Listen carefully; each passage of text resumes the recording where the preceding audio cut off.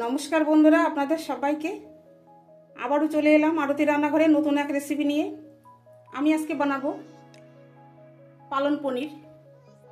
তা আমি এখানে 2 আটি পালং শাক নিয়েছি, ভালো করে বেছে খুঁটে ধুয়ে পরিষ্কার করে নিয়েছি। এখানে 1 কিলো পালং শাক আছে। 2 আটি লাগছে পনির। পনির আপনারা কমও দিতে পারেন, বেশিও দিতে পারেন। 2টো পেঁয়াজ আমি কুচিয়ে নিয়েছি, কটা কাজু, কটা কাঁচা লঙ্কা, কটা রসুন, একটু আদা। পরিমাণটা আশা করি আপনারা বুঝতে পারছেন। তা চলুন কিভাবে রান্না করি, সঙ্গে থাকুন। আমার চ্যানেলটাকে সাবস্ক্রাইব করে দিয়ে আমার পাশে থাকুন। গ্যাসটা জ্বালিয়ে কড়াটা আমি বসিয়ে দিয়েছি। এইবারে দেব একটু জল।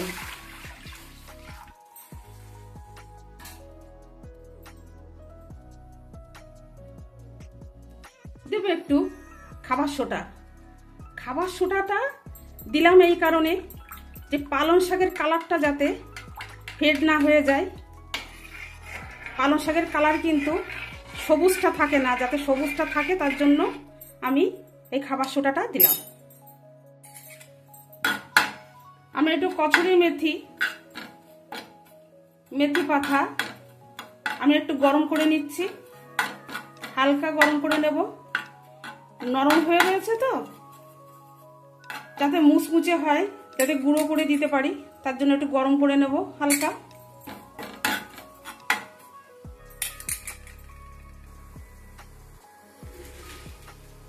এইবারে আমি পালং শাকটা বয়েল করে নেব।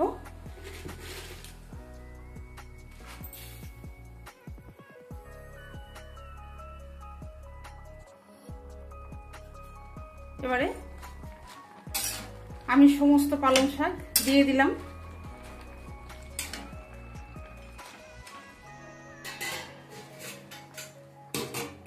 ঢাকনা দিয়ে ঢেকে দিলাম, তাহলে ভালো সিদ্ধ হবে।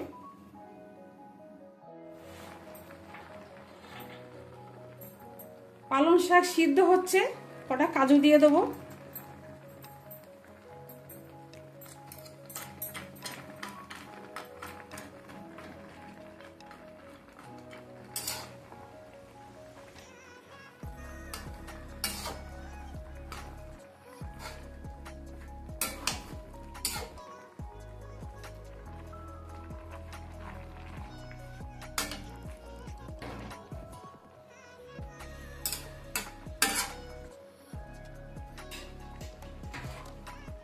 আবার একটু ঢেকে দেবো।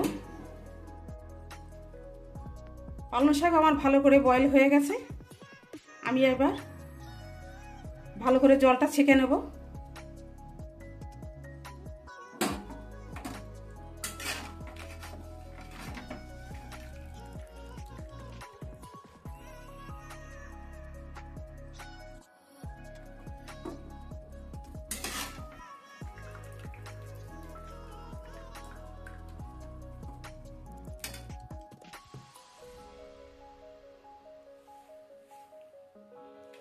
এইবার ঠান্ডা জলের মধ্যে দিয়ে দেবো।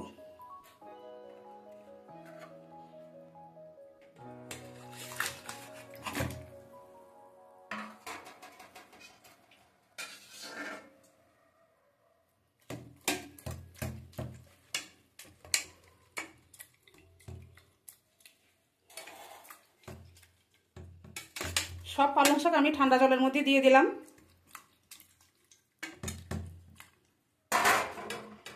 এবারে আমি এই ঠান্ডা জলের থেকে সব আমি নিংড়িয়ে তুলে দেবো।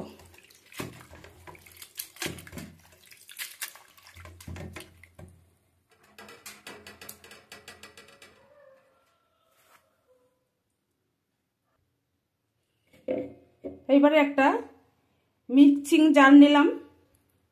এবারে আমি জারের মধ্যে আমি সিদ্ধ পালং শাকগুলো দিয়ে দেবো। জলটা কিন্তু ভালোভাবে চিপে নিতে হবে।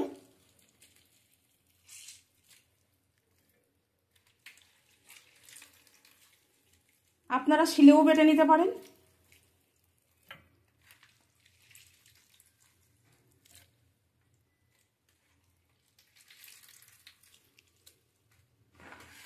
আমি কাঁচা লঙ্কা দিয়ে দেবো। ঝালটা আপনারা যেরকম ঝাল খাবেন সেরকম দেবেন।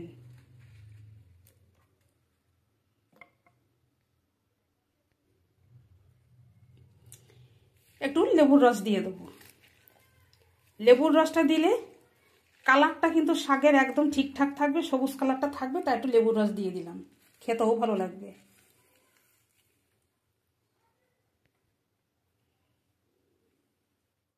গ্যাস জ্বালিয়ে কড়াটা বসিয়ে দিলাম। কড়াটা গরম হয়ে গেছে, এবারে আমি তেল দেবো।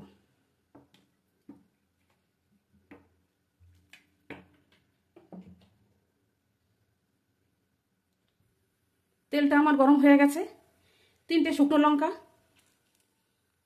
দারচিনি, এলাচ, লবঙ্গ, জিরে ফোড়ন দিলাম। 4টে তেজপাতা দিলাম।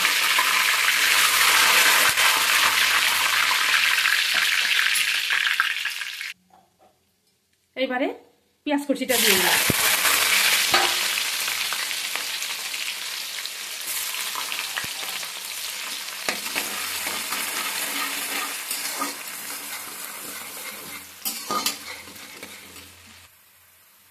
পেঁয়াজটা আমার হালকা ভাজা হয়ে গেছে।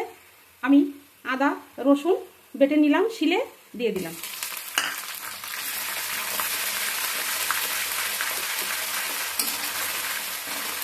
আদা আর রসুন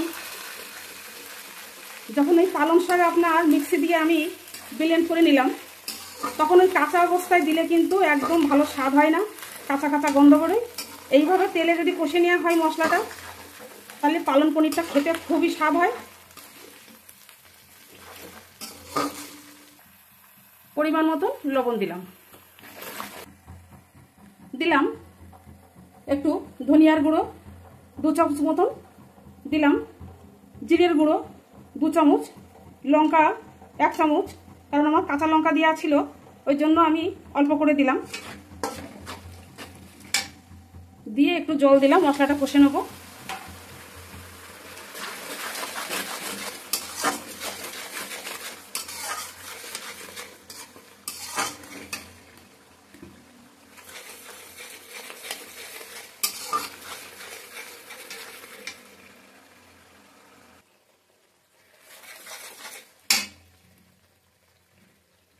দেবো একটু স্বাদ মতন চিনি,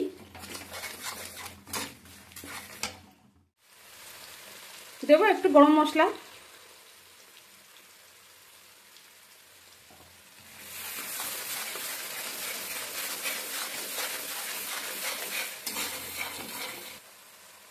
এইবারে আমি যে পালং শাক ব্লেন্ড করে নিলাম সেই পালং শাকটা এবারে আমি দিয়ে দেবো।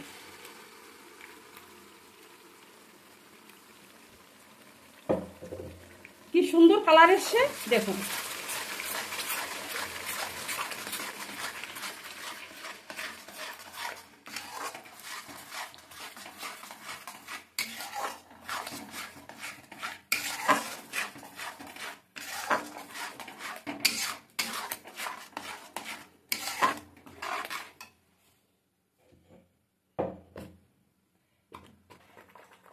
এইবারে দিয়ে দেবো পনির।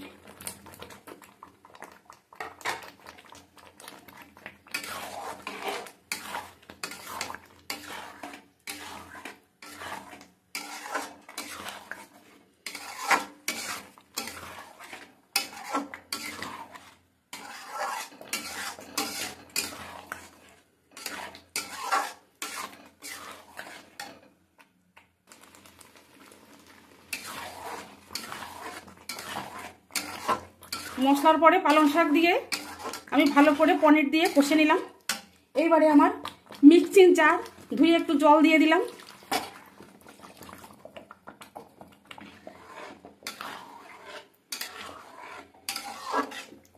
খুব সুন্দর কালার এসছে।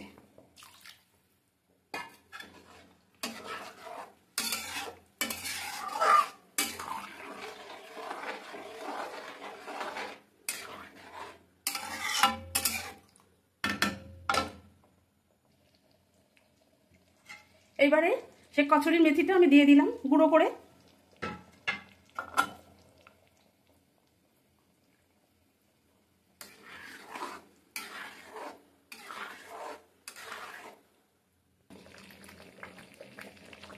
দেবো একটু আমুল বাটার।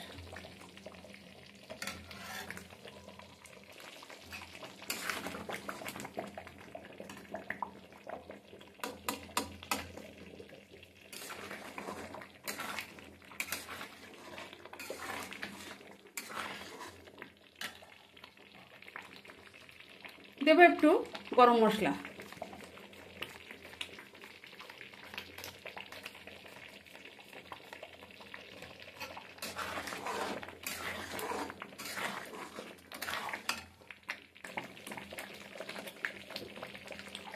দেবো একটু ফ্রেশ ক্রিম।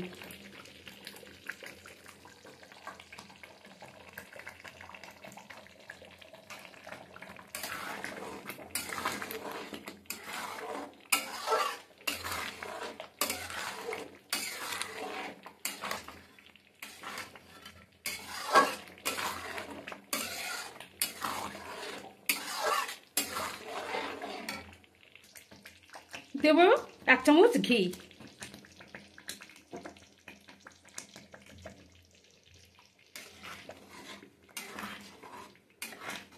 দুর্দান্ত স্বাদ হবে। এইভাবে আপনারা তৈরি করে খাবেন, কমেন্ট করে জানাবেন কেমন তৈরি করলাম।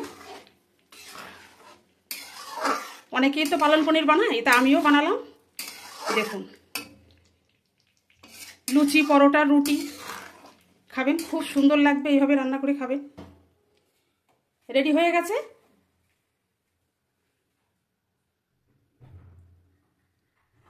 দেখুন রেডি হয়ে গেছে। এইবারে আমি একটু উপর থেকে ফ্রেশ ক্রিম ছড়িয়ে দেবো।